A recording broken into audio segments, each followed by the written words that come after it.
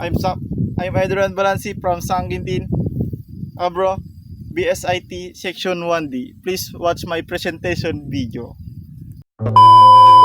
Vision UIP 2030 Smart, Globally Competitive and Responsive State University.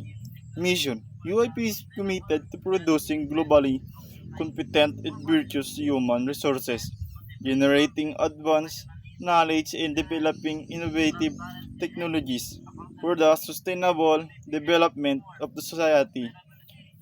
Core values: innovativeness, motivation, professionalism, excellence, transparency, and accountability, unity, teamwork, sustainability. Motto: Sapienta, it virtues, posterum, wisdom, and virtue for the future. College goals: the program prepares students to be IT professionals both local global contexts who are expected to be well versed in application installation operation development maintenance and administration as well as engaged in lifelong learning endeavors which is are capable of contributing in research extensions and resources generating the field information system. Program objectives: number one, the graduates will be competent professionals with an integrated understanding computer system process and the main body of knowledge being the field of information technology.